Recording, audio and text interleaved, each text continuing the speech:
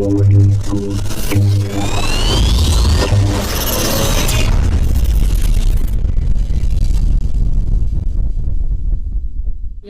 Prameswari garwaning Prabu Sastra Mardapa.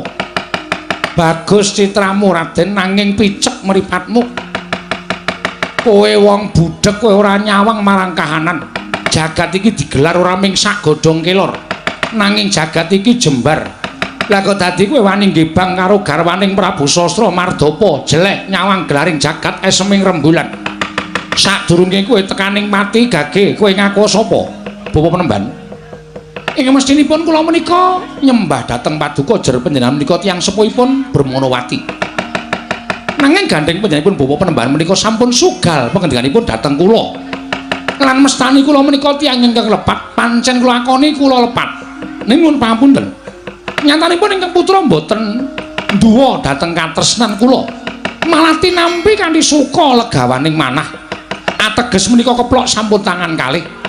Wonten pundi purukipun wong sing wis padha tresnane kok dadak dialang-alangi menika.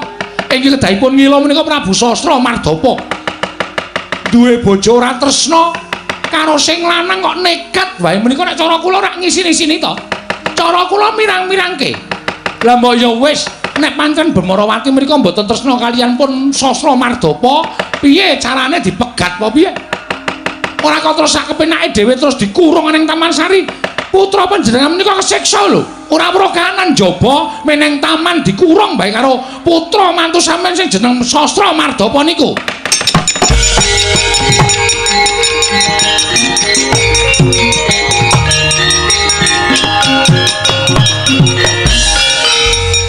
Kowe pancen wong lanang pinter omong kowe.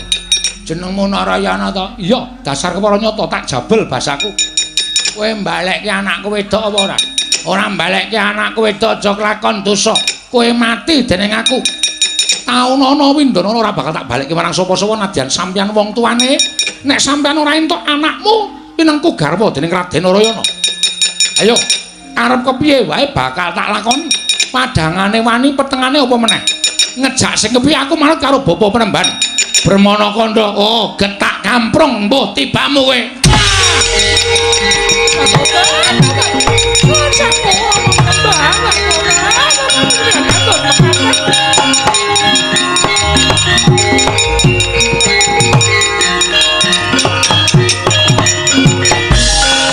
Wonten ngenten babar pisan kula panjenengan mentala dhateng Raden Narayana tobat. Bapa Penemban, kula menika istrinipun boten tresna karo Prabu Sastra Mardapa. Gandeng samangke kula sampun pikantuk wating manah kula inggih menika Raden Narayana lah kemanatipun gedak kamprung kados mekaten. Panjenengan menika mangke badhe kewirangan, Bapa, panjenengan badhe kewirangan. Kosek ta. Wong wedok yanggre wis tresna malah ngungkuli wong lanang. Nekate sak penake dhewe. Terus aku tak takon karo kowe kok aku kewirangan mergane apa? Tobat. Raden Narayana sampun nanem winih wonten ing padharan kula. Kok gelis ta? Kok kuwi tenan apa piye? Estu Rama Penemban, estu monggo to kula aturi mresani piyambak. Raden Narayana sampun nanem winih wonten ing padharan kula Penemban. Aduh anakku nggih.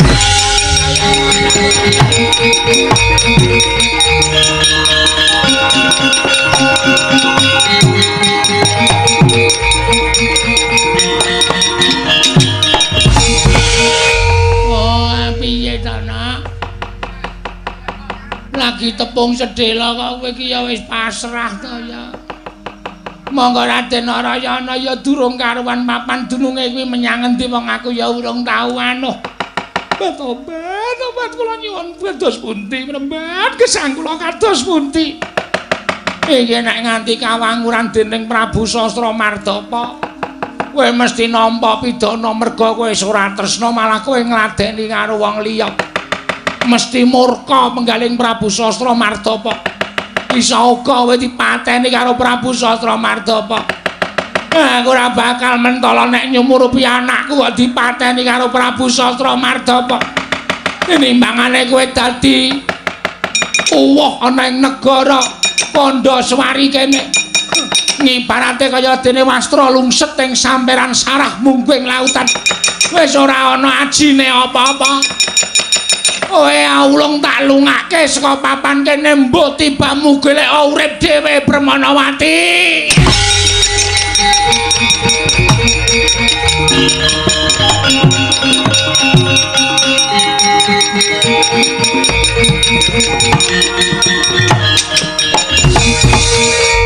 Oh penemban. Permanawati wonten pundi? Permanawati nuwun sewu nggih, Nger. Kula tak matur kalih panjenengan. Anak kula sampun boten pantes dados garwa panjenengan. Lho, sebabe anggenipun ngladosi dhateng maling Aguna menika kala wau sampun kliwat. Lho, kliwatipun sampun nglampahi satataning tiyang bebrayan. Lan anak kula Permanawati sampun ngandhet jejabang utawi winih. Winipun maling menika kala wau. Lho. Lajeng samenika wonten pundi? Kula getak anak kula kamprong kajengipun wonten pundi papan dunungipun? Waduh, Penembahan. Monggo prastian kula gandeng ageng tresna kula kaliyan Brahmanawati metenga ora apa-apa. Oh, la piye kowe? Ya wong gedhe tresnane kuwi ya wis kaya ngono kuwi kok. Kula nyuwun ijol. Kula nyuwun lintu. Menawi jengandika Bapa Penemban mboten saged maringi lintu kinarya Prameswari wonten negaring Kandaswari, kula mboten nrimakaken. Mila kula nyuwun lintu. Ajeng. Ngaten nggih. Inggih. Monggo lintu sak bobot sak traju kaliyan ayunipun anak kula menika jagat namung setunggal. Sinten? Mboten sanes kejawi namung putri ing Madukara Dewi Wara Sembadra. Kula nyuwun Sembadra dugi Kandaswari. Nek sampeyan ora iso mboyong Wara Sembadra, aja takon dosa.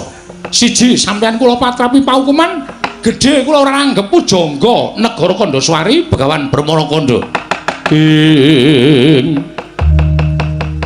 Pandhita kang kinarya wangsit pindha kumbang. Pindha kumbang ngajabing tawang susuh angin. Oh. Dasar pandhita lantip anggraitane. Mila sigra apatrap semedi megeng napas kang nupus. Ana ganda datan ninganda, ana rupa datan kadulu, ana swara datan dipun midhangetaken.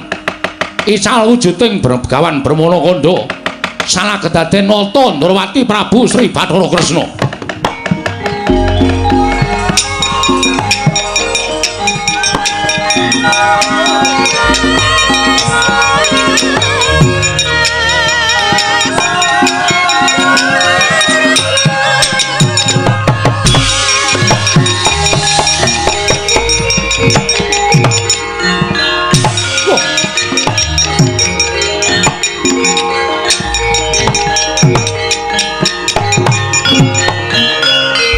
Bapa Penemban kok salin wujud nalendra. Ngerti ya, nggih. Iki srana aku bakal bisa mboyong kelawan Dewi Wara Sembadra. Salin wujud nata Ndrawati. Palagalah. Lajeng paringipun enten ana ning Praja Kandaswari aku tak budal lumarep ana ing kasatriyan Madukara. Monggo yen Sembadra iso tak gawa, tak aturake marang panjenengan anak Prabu Sastra Mardapa. Waduh, matur nuwun Bapak Penemban. Monggo ing ngatos-atos mugi-mugi lebda ing karya. Iya, aku njaluk pamit nggih anak Prabu ing ngatos-atos Bapak Penemban.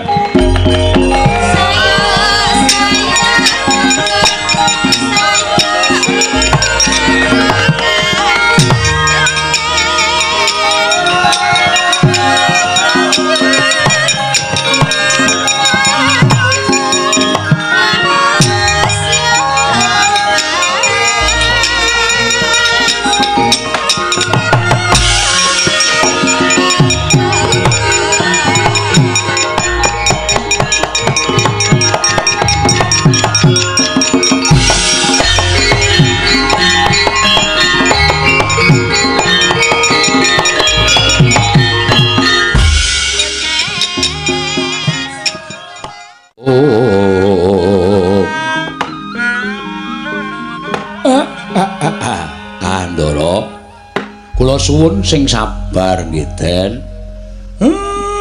Sing ikhlas.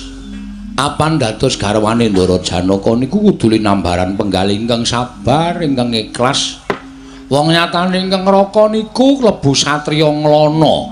Tegesipun mboten nate betah lenggah wonten ing kasatriyan nanging tansah angayam wana mlebet wana minggah gunung medhun jurang. Menika dados keremenanipun ingkang ngraka. Ning tindake Ndara Janaka niku ora kok mesti ala lho Ndara. Kula ngerti watake Ndara Janaka niku nek anggere enten apa-napa mesti tindak, enten apa-napa mesti tindak. Merga kulina mahasing asamun, kulina ngonceki gak dawing gaib niku ingkang ngraka. Kula pitados tindake Ndara Janaka sakmangke menika mbok menawi wonten sambung rapetipun kalian kanugrahaning kebadi dumawah wonten ing jagat menika. Nggih Ndara, pokokipun kula aturi sabar. Nggih Den, kula aturi sabar. Sake ya, Tru. Ha iya. Aning piye meneh wis sagu dadi garwane Ndara Janaka ya sagu kaya ngono kuwi. Kakang Mbok. Menapa ing dipun aturaken dening Kyai Semar menika apan kepara saestu? Madu kok Kakang Mbok supados sampun ngantos gegasah dhateng penggali panjenengan piyambak. Ternyatanipun sampun kulina kawontenanipun kados mekaten menika pendak-pendak dipun tilar dening Pangeran Arjuna. Mangke menawi dipun kendelaken tartemtu badhe kondur piyambak wonten ing kasatriyan Madukara sasampunipun purna gatinipun Kakang Mbok. Miyat langening kalangguan aklar andan moncar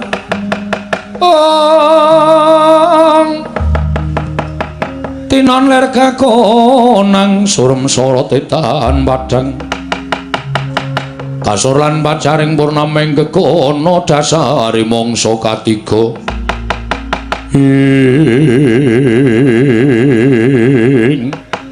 dereng ngantos paripurna mimbal wacana kasaru Praptaning Nata Ndarawati nenggih Sang Prabu Sri Bathara Kresna ngerjing Kakang Samya Mulat panotya yutama ngambararun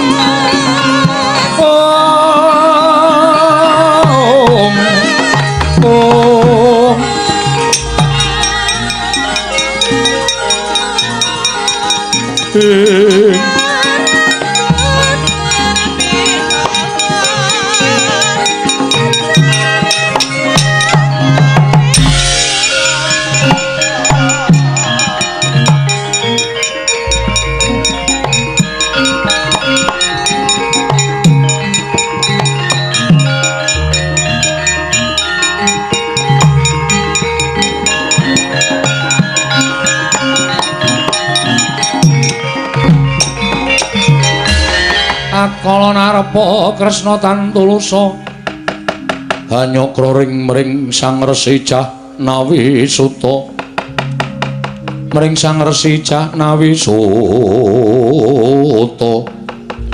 Kakang Prabu gawe cumeplong rasaning atiku aku ngaturke bekti katur ya ora sembodra ndak tampa ora liwat pangestunipun Kakang Tampanana ndak gegem dadekake jimat ana wigati apa dene Kakang Prabu rawuh ana ing kasatriyan Madukara Sembodra. Eman banget ing atase kowe kuwi putra satra ing Madukara. Mongko pendak-pendak tansah tinilar dening guru lakimu ya kuwi Si Arjuna. Iya. Pun Kakang Mapanana Negara Ndarawati rumangsa ora mentala nyumurupi marang kahananmu. Mula praptanipun Kakang ana ing kasatriyan iki sayekti mung kepengin boyong marang sira Prapteng Ndarawati. Sabab yen nganti kawanguran dening wong akeh Janaka ora ana mongko Sembodra mapan dhewe ing kasatriyan Madukara. Kuwatir penggalingpun Kakang yen ta ana wong-wong kang kurang tanggung jawab bakal nggonjak marang sira Yayi Wara Sembodra. Mula kang sangka kuwi, ayo Yayi ndak kanthi sawetara mesanggrah dhisik ana ing negara Ndarawati sinambi ngenteni praptaning garwamu rawuh ing garwamu. Minta pancen kaya mengkon aku mengkari manut marang ngersaning Kakang Prabu. Ayo Sembodra bareng sak lakuku. Ayo Kakang, aku nderek karo Kakang Prabu Kresna.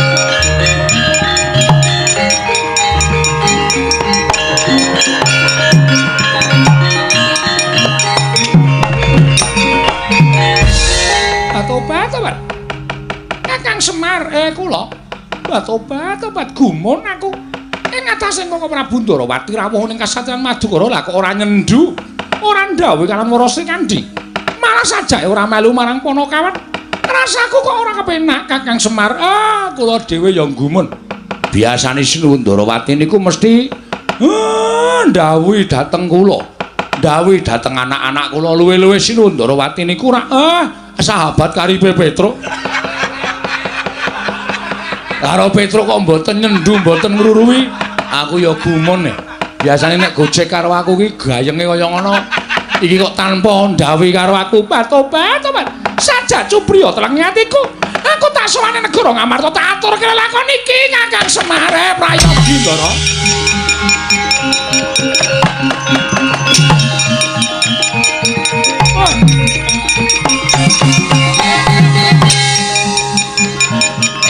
Yo. Lepo pincang kuwane neng ben.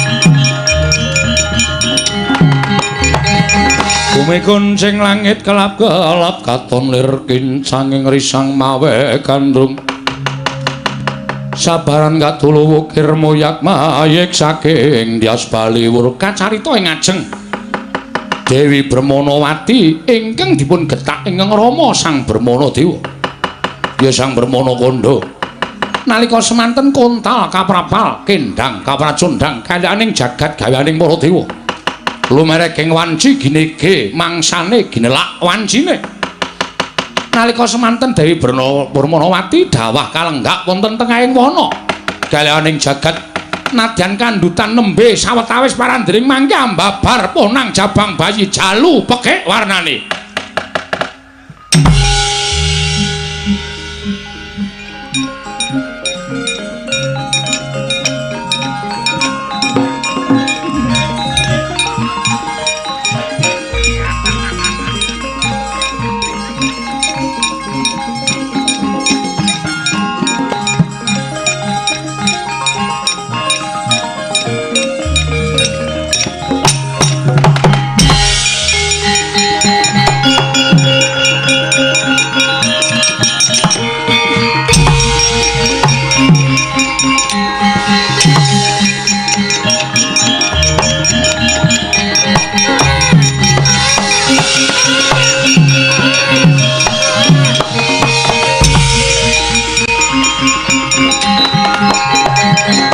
palukon lakune nglekas lukita linuting kidung kadung kadereng hamomong memangun manah rahayu dawah kalenggak datane ling Purwadusina Sang Dewi Brahmanawati muwataken jabang bayi jalu pekik warnane nalika semanten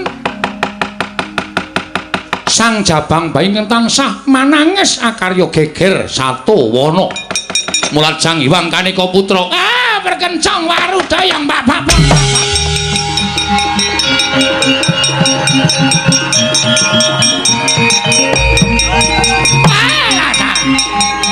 lodolot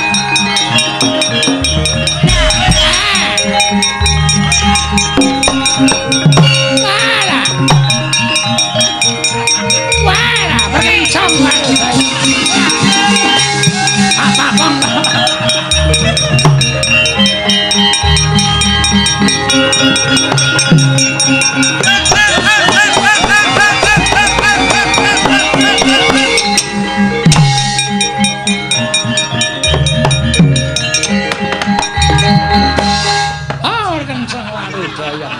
Pak Pong. Bu bolong kali cedhe sapa sing gawe? Sing gedhe pangapura kita ya Bermanawati.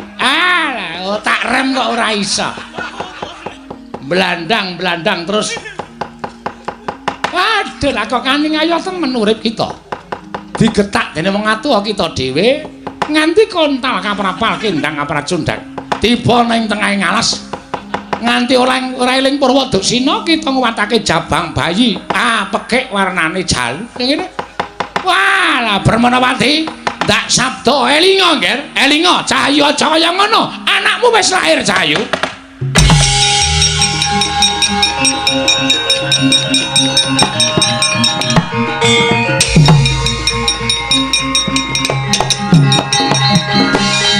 Ngaturaken sembah mampek di kula kunjuk pukulun. Ya. Kula nyuwun mangapunten wis ora dadi ngapa. Kita tiba digetak wong atuwa kita Bermanakandha. Inggih. Nganti tiba ning tengahing alas. Keparenging Jawata kalianing jagat gawaring para dewa nadyan lagi sawetara. Winih ing manjing ana ing guwa garba kita nanging wis bisa mbabar wujud jabang bayi. Inggih pukulun. Iya. Wow, lah wedok ngono kok. Lho. Mboten pukulun menika jaler. Oh, mengkurep ta kuwi. Tak kira nek wedok jebul mengkurep. Inggih. Ya ora ngerti kok ya. Lanang, inggih menika jaler. Ayo meh padha ya ngene ya. Bermanawati. Pancen mesti kudu kaya mengkono kan dadi lelakon kita. Kita aja kuwatir. Dewa nekseni lamun iki putrane Narayana utawa Nalindra Ndarawati. Inggih pukulun. Lajeng kula kedah kados pundi? Kowe aja kuwatir. Anakmu gendongan. Inggih. Mong sadurunge kita gendong, apa mbok keparengake anakmu ndak gege, tegese tak siram banyu gege supaya enggal dewasa. Kula semanggaken dhateng Paduka supaya iso njaga kelawan ibune nggone mapan ing tengahing alas, nggone goleki lan wong tuane. Kula semanggaken, pukulun kula semanggaken. Ya, kaya ngapa coba banyune gege bocah iki meninggal dewasa ya Bermanawati. Nun inggih ngestaken dawuh.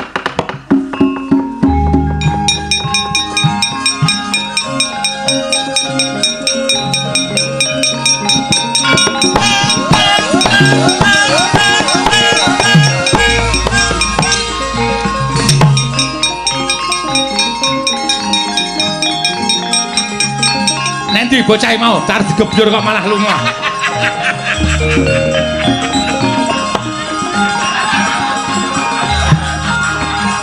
Kirain rasa dreboke.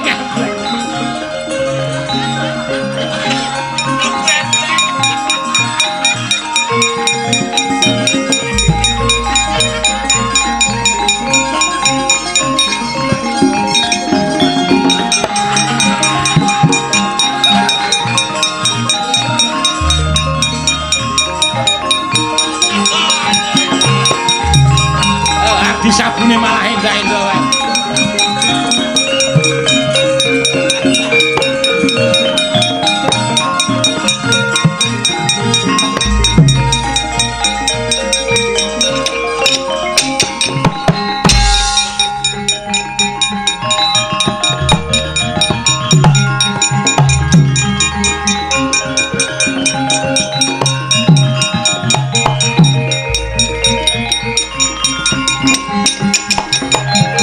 Andita kang kinarya wangsit pindha kumbang angajaping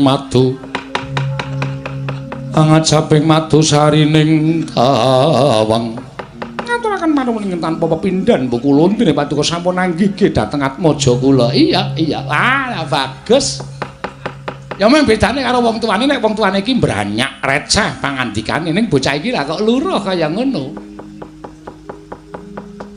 Inggih pukulun tobat malah anak kula sampeyan sampun saged antawacana kados ditasmanta ya iso merga ulun paringi daya kekuatan bisa omong lan ngerti tata krama keparingi dewa pancen kaya mengkono.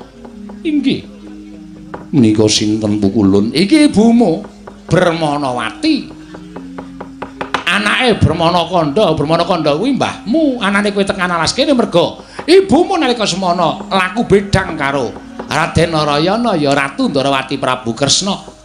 Wekasan bapakmu isin mbahmu isin digetak. Kontal ana ing tengahing alas. Mula kita kuwi anak Raden Narayana ya anak Prabu Kresna. Lajeng lari menika badhe dipun paringi tetenger menapa? Sinten pukulun? Ah, gandeng wis ora iki urung ketemu karo bapakne, mula ulun ingkang paring tetenger marang bocah kuwi. Sinten pukulun? Seksenana ya Brahmanawati. Anakmu iki bakal tak paring tetenger Bambang Seketi.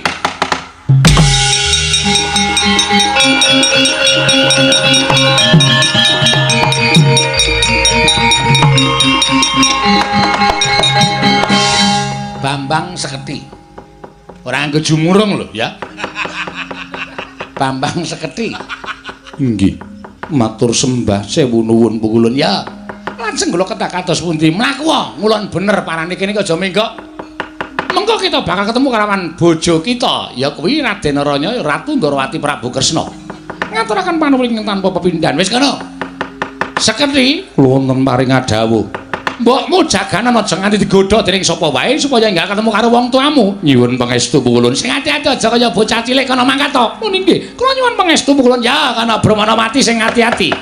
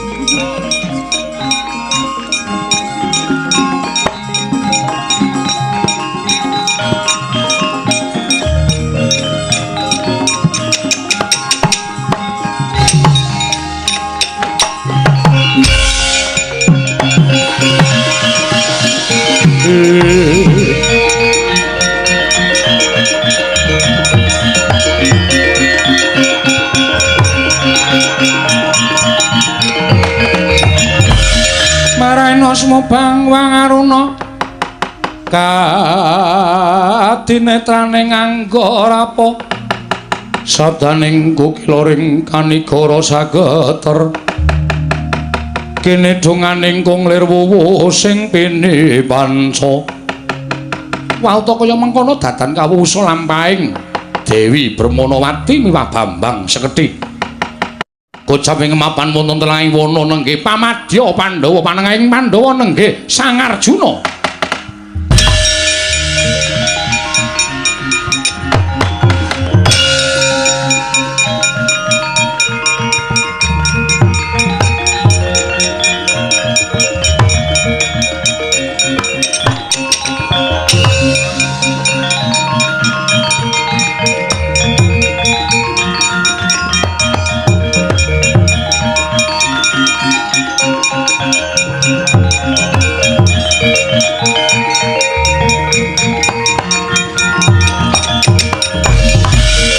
Kunjang ganjing langit kelap-lapaton lir kincanging risang mawe gandrung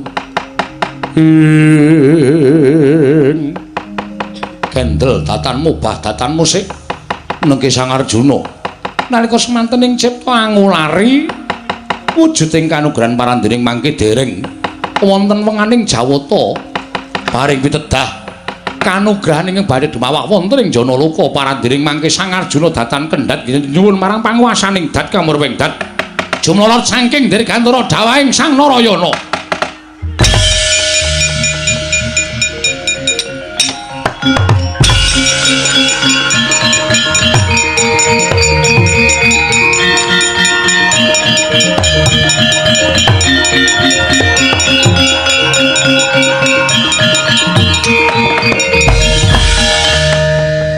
Boten mangling Koko Prabu Ndarawati teka ngagem busana cara kasatriyan. Ya Arjuna, aku ingkang prapta kenging menapa katingal dawah saking Dirgantara. Yen tak critake mestine bakal dawa lakone. Kenging menapa paduka sakmenika mboten paloka dhateng Kang Rayi Arjuna. Ndarawati bakal dibedah dening Prabu Sasramardapa. Nalika semana aku ndhisiki supaya gawe murkaning Prabu Sasramardapa ning negara Kandaswari. Nanging lah kok jebul wong-wong negara ing Kandaswari mau pancen digdaya sekti kalintang jayaning perang. Ketitik nggonku gawe kamurkaning Prabu Sasramardapa, srana aku angewat marang garwaning Prabu Sasramardapa. Konangan karo Brahmana pujangganing praja kang aran Begawan Brahmana Kanda. Tumuli aku digetak kontal tiba adoh tiba neng mapan kene. Janaka kepasang yo katuju ngene. Ayo, Yayi, aja nganti kesuwen. Dina samengko ewang-ewangen pun Kakang ngadepi mungsuh saka negara Kandaswari. Monggo Koko Prabu kula dherekaken.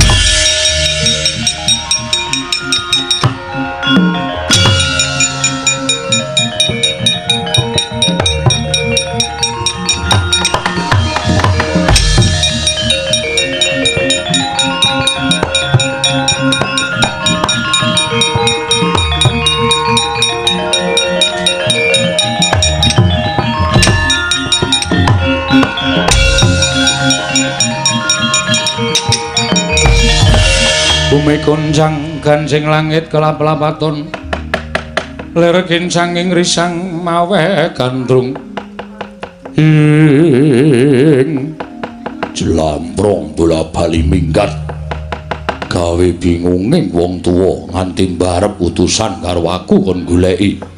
Wah, kudune aku wis leren ning Jodipati ndak duwe kewajiban goleki cahidan.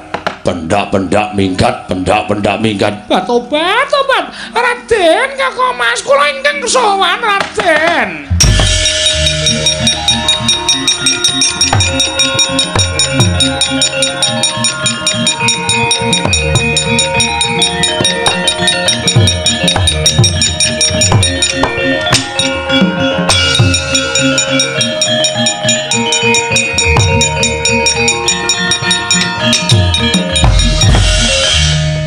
Kandi. Inggih kasinggihan mekaten Kakang Mas. Petro. Nggih. Agung. Nggih. Ana apa? Sri Kandi apa kowe doyak-oyak Petro? Wah. Ora gawe masalah to. Kula niku nderekke Ndara Sri Kandi ora kok ngoyak-oyak Ndara Sri Kandi. Eneng apa? Ngaturaken triwasana nalika semanten kula dijagi wonten Kastatian Madukara nenggo dhateng pun Kakang Mbok Wara Sembadra. Tinilar dening Pangeran Arjuna. Nanging dumadakan boten kanthi kanyana-nyana rawuhipun sinuwun Prabu Ndarawati ki Koko Prabu Sri Bathara Kresna paring dawuh bilih nedhi amboyong dhatengipun Kakang Mbok Wara Sembadra. Nanging wonten petangan ganjil ingkang kula sumerpi Raden. Petungan ganjil piye? Kula boten dipun saruwe dening Kakang Prabu Kresna, panakawan boten dipun saruwe dening Koko Prabu Ndarawati. Kemulyagan kisah saking Kastatian Madukara kuwatir ing raosing manah kula menawi Kakang Mbok Wara Sembadra menika dipun dusta tuwin dipun boyong dening panjalmaning mangsa ingkang memba Nalindra Ndarawati kula semanggaken. Wah, lelakon aneh-aneh kae.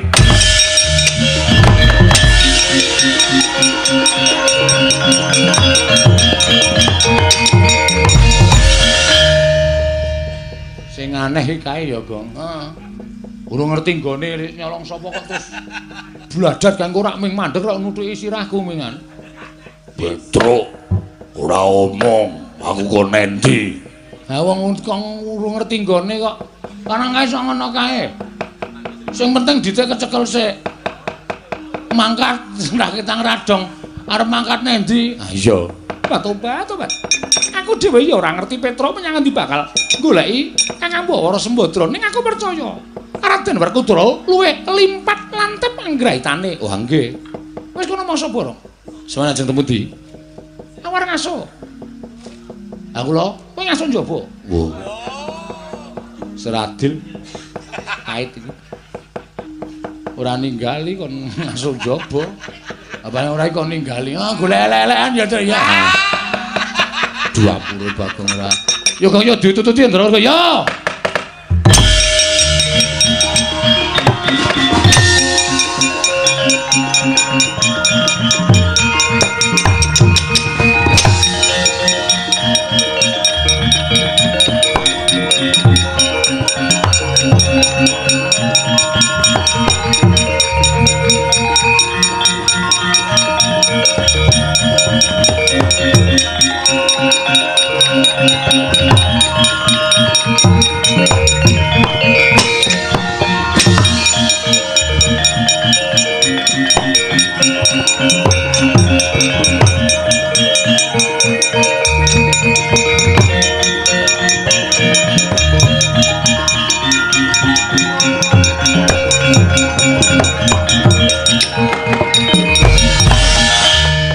Bapak Penemban wonten dawuh sinuwun wanita sresti warni menika lintunipun anak kula ingkang sampun kula getakke ndang Kamracundhan inggih menika ingkang namipun Wara Sembadra kinarya lintu garwa panjenengan anak Prabu Sastra Mardapa. Waduh ladalah jagat Dewa Bathara jagat Pangestungkara. Bapak Penemban wonten dawuh nggih nyuwun sewu lho yen ditanding karo anakmu kok peksa isih pilih Kiki. Angke mila menika kula menika rak matur lintunipun kedah langkung sae. Monggo nyatanipun menika putri ingkang sampun kondhang kaloka mboten wonten timbangipun. Nanging ngaten kula ngaturaken panuwun Bapak Penemban sami-sami nggih sami-sami biya.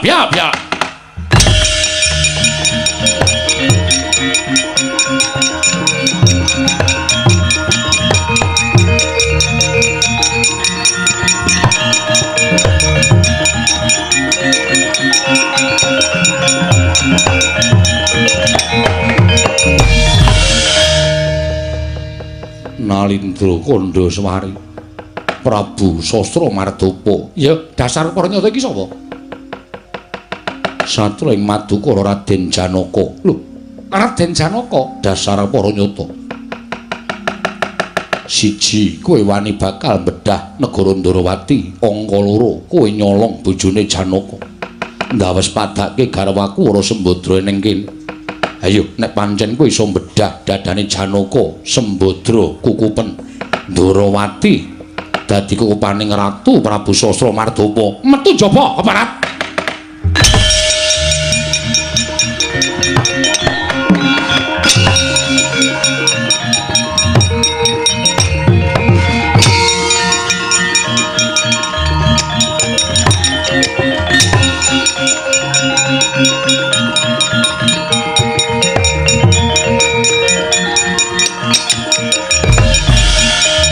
Gonjang ganjing langit kelap-kelap katon lir kincanging risang mawe gandrung bagusmu bagus ning sak ngisoring delamaan kelakuan kowe arep bedah negara Ndarawati kuwi kagungane kadangku sepuh Koko Prabu Sri Bathara Kresna teka malah kowe luwih njejemberi pakartimu kuwi nyolong bojone Janaka.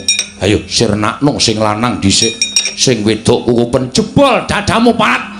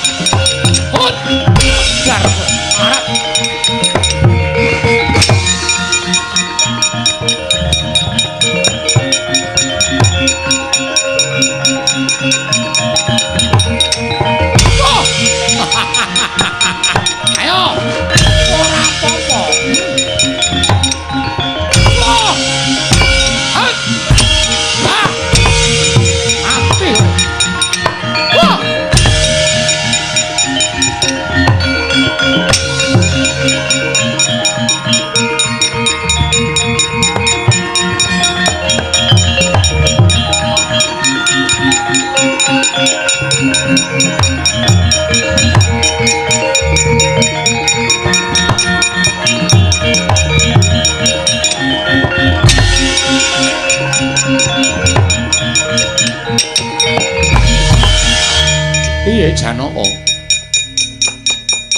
malah lingsem. Lho, isin piye? Kula sampun sumbar Nah nyatanipun Prabu Sastra Mardapa menika mboten kenging dipun sangga enthek. Si Adi kalah. Inggih Koko Prabu nyuwun pangapunten. Weh lah blai iki. Lah banjur kepiye? Mongko anane mung si Adi karo pun Kakang. Lah nek si Adi kalah terus piye coba? Apa pun Kakang kudu maju dhewe ning pabaratan Arjuna?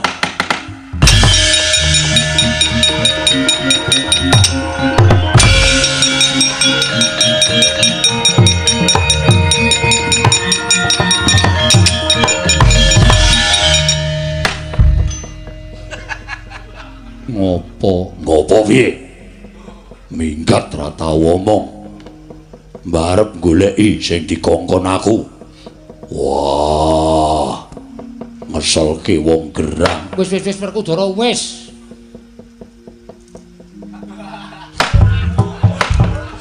Iki yo ngopo? Nutut iki. Ana aku ora nututi tenan wah ora ana sing gayengke. Ora butuh digayengke. Endo.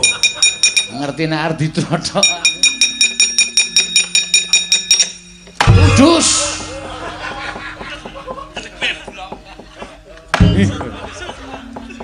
Sorry ora. Ora Kudara wis aja nyengeni Janaka. Ning iki ana perkara. Perkara apa?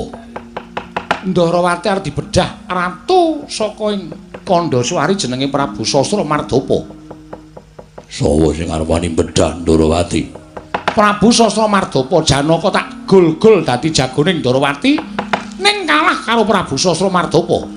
Wah, menungsane menyang endi? Jarene Sri Kandi malah Sembadra barang ilang. Koko Prabu Wara Sembadra mapan wonten negari Kandhaswari dipun kukuh Prabu Sastra Mardapa. Lah dalah, lah kok malah werna-werna lakone ora Kudara jaluken paten ana Sastra Mardapa. Yo.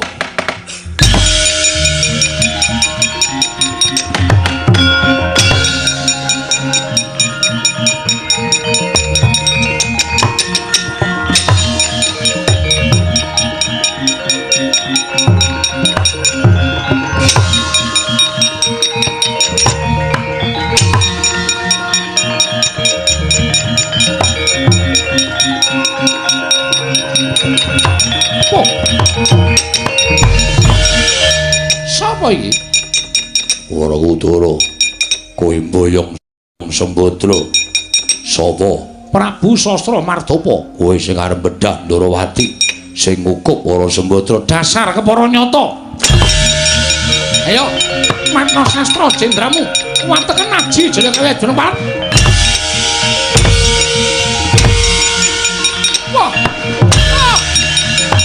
Ayo, amu legane iki.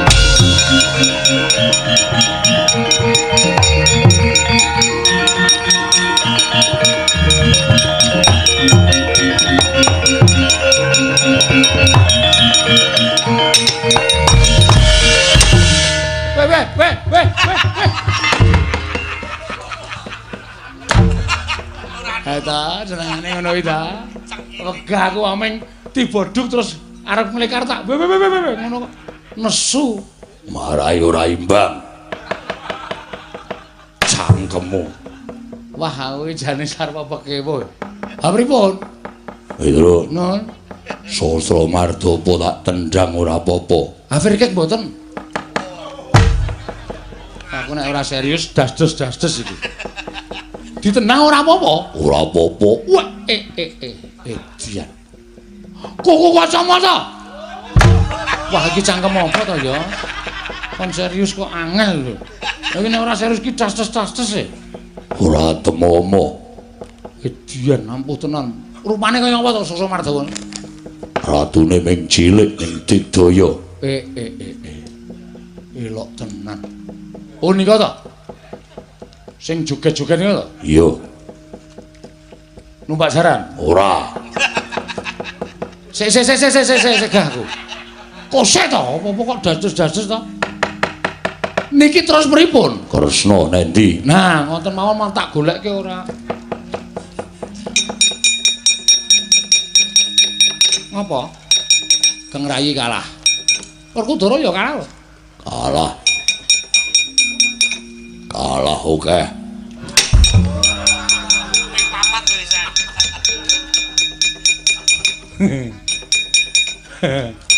Ngapunten. Wah, aku kalah. Kresna kakangku mangsa Budawa. Wah, pitados mboten Koko Prabu Sasramardapa menika digdaya. Lho lah piye iki? Lakon kok kaya napa lakon Ndarawati bedah Sembadra ora bali nek lakone kaya ngene iki njur piye coba?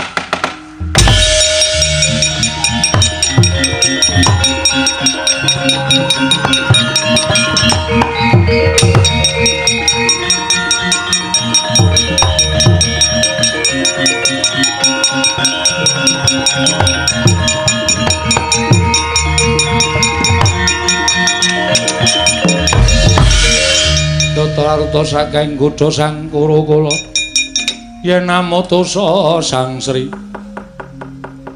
Iki sapa?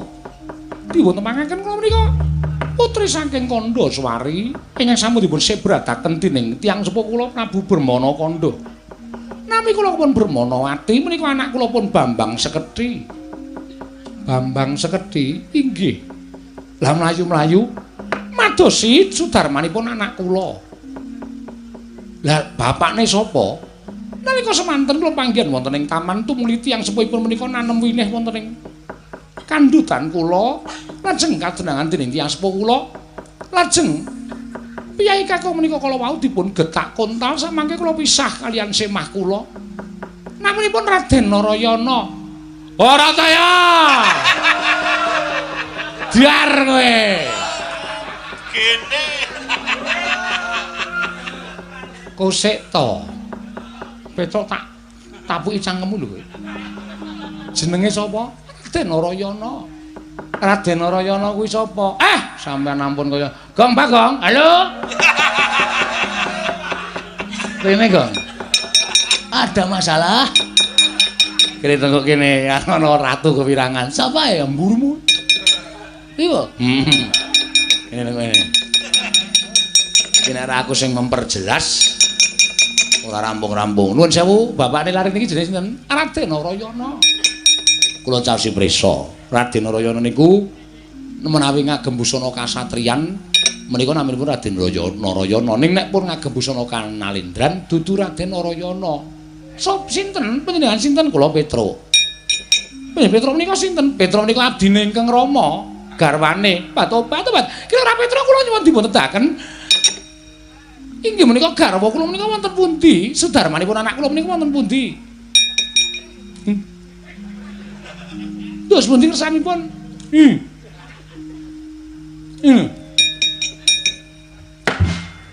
Kowe iki ngopo? Ampun sok menolak apa yang sudah terjadi. Kudu diakoni. Niku malah mermira. Wah, bener Petruk. Werkudara meneng. Wah, wi jenenge ora merwira ya, Truk ya. Heeh. Koko Prabu mbok sampun mekaten kados kula. Kula menika sampun terbiasa ngaten. Kene ya tenang wae. Kula blakake nggih. Aku isin wae. Ora usah isin jenenge ngono kuwi ora usah isin santai wae. Kula sing ngomong, sampean mingkari tenang mawon. Nek sampean ora iso nampa, kula sing ijab. Hus. Dapurmu ora. Sinten iki ora Petruk? Niki lho. Napa pasturyane pangling? Rak mung nganggo busana kanalindran karo busana kasatriyan to. Nek cara kasatriyan jenenge Raden Narayana. Nek pun dados nalindra menika jejuluke Prabu Sri Bathara Kresna. Batobat Raden panjenengan kok kendel kemawon nika dos pundi Raden?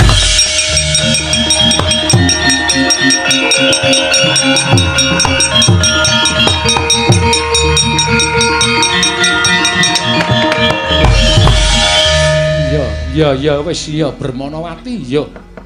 Ya pancen nalika semono sing tumindak aku. Batobat niku badhe selak lho. Niku badhe selak lho sakit mana kula sakit. Ora aku arep selak. Oko Prabu nek mboten saged ngakoni kula akoni ya ora apa-apa. Kowe iki ngalup bae. Sapa-sapa arep dialup, sapa-sapa arep dialup ora sak penake dhewe ora. Lah witekno nek panjenengan kayane kok kabotan, kayane. Mriko ingkang putra dipun wilujengaken dening Iwang Kulon Bathara Narada tumrap dipun paring ketenger Bambang Sekethi. Bambang Sekethi. Inggih. Wah. Ya anake Sinuwun Darawati. Oh, jenenge Bambang Sekethi. Kok ora gondrong? Ya men ora gondrong kok. Kok jenenge Bambang kudu gondrong apa? Oh, cuma jenenge Bambang kudu kuciran, ya ora mungkin kok. Ora mesti kok ya. Ya wis, kabeh wis pancen pinesti tak tampa kowe tak anggap tetep minangka garwaning Natandrawati nanging aku njaluk syaraté ya kudu ana. Syaratipun menapa? Sekethi kula wonten paring dawuh Rama, aja nyeluk Rama dhisik. Aku celuken Rama lan kowe tak anggap anakku yen Nalendra Kandhaswari Prabu Sasra Mardapa sak andane mati saka tanganmu. Nyuwun pamit.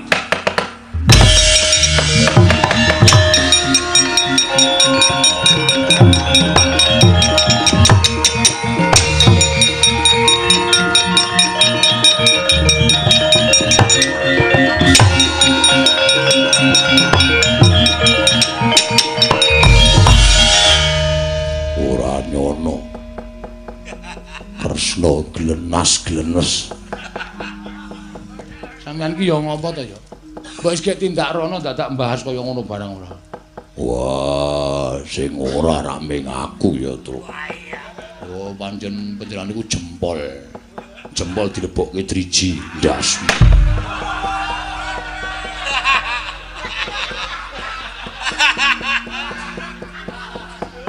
Cangkeme.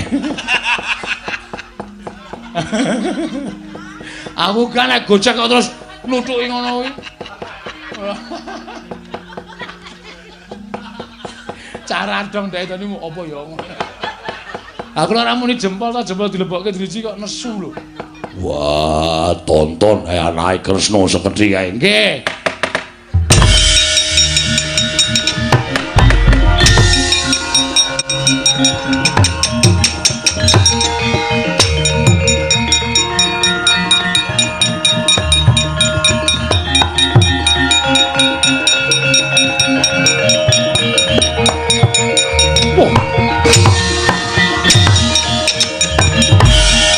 Sapa iki? Bambang Sekethi. Bambang Sekethi kuwi sapa? Anake Bermanawati. Putrane Nalendra Prabu Sri Bathara Kresna. Loh, yen ngono kuwi iki anakku Kuwalon.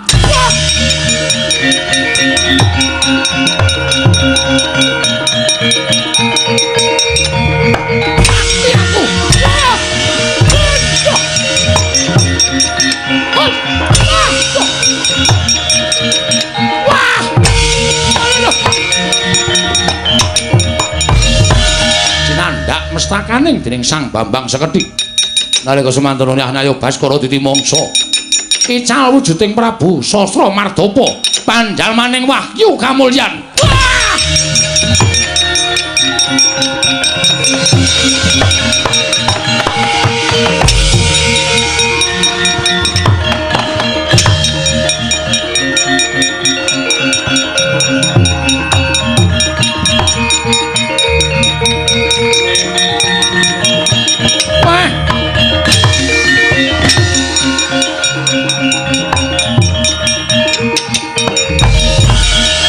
Sapa iki nom-noman ngamuk nganti gawe geger negara Kandhaswari?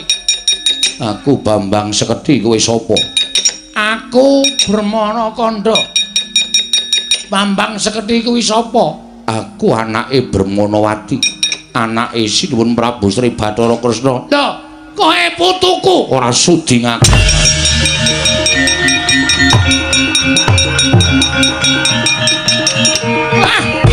Mati aku. Ayo.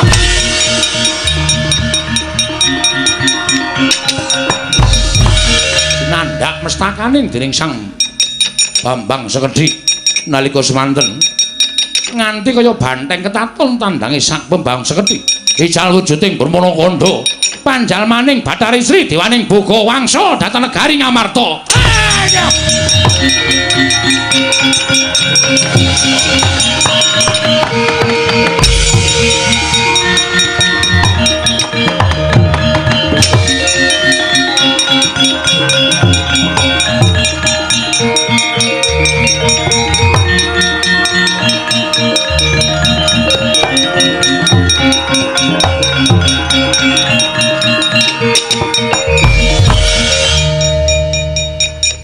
Ditinggal sedhela wis kelayapan tekan negarane wong bareng aku lunga ya ora kok aneh-aneh ning gayuh wahyu nyatane saiki wis kelakon malah kowe sing tekan kono-kono yen tepi jenenge bojo garwa estri kuwi mbok ya sing demenakake ora sak penake dhewe.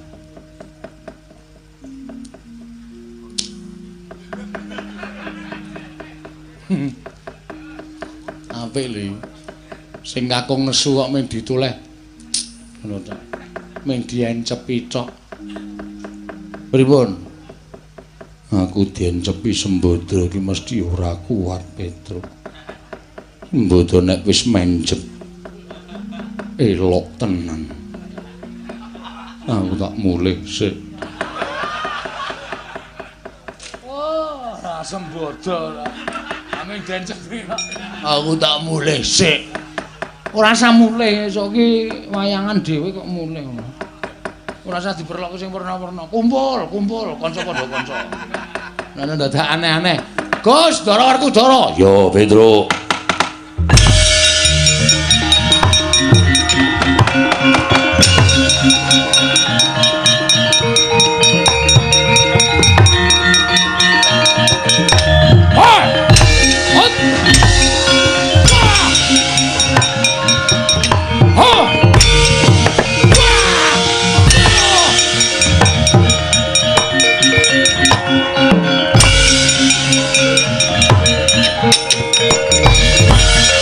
Aduh mati aku. Aduh mati aku. Lho kok ora sida situ to? Minta gawe mengkilat. Ya Allah, Werkudara kok basane mengkilat. Ora.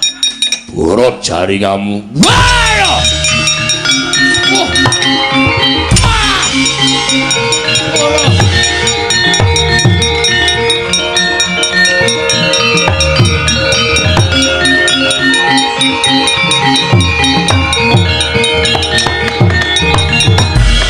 Arsa madangi jagat tuk mungo-mungo paneng sapucaking wukir marebak bangsa mirat keneng soroting surya mega lan gunung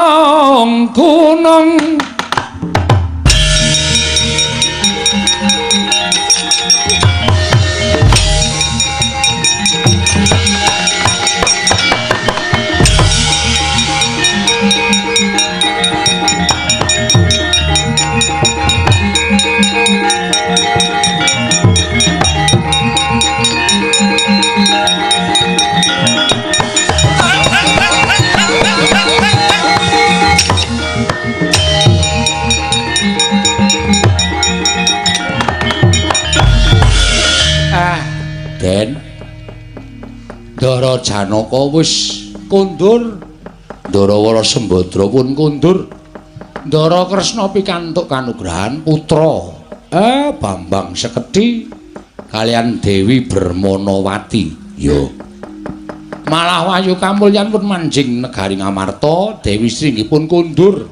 Yo. Kula ngertos Dara Janaka lekesan iku merga wis sumurup lan sumerep yen to memanoning praja Ngamarta uncak. Yo. Milang pun didukani pancenika wong lantip panggraitane. Yo. Purwamadya wasana wis kecakup sedaya mangga lancar nirbaya nirwikara durga mendhak kala sirna. mugi-mugi sak pengker kula manggiha karahajon, katentreman, karukunan, kabagyan. Lan tansah nampa barokah ing Wang Mahanasa. Semanten ugi kula sak kanca anggenipun tansah ngrungkepi dhateng budaya menika tansah langgeng nirbaya nirpikara durga mendhak kala Sirnandara.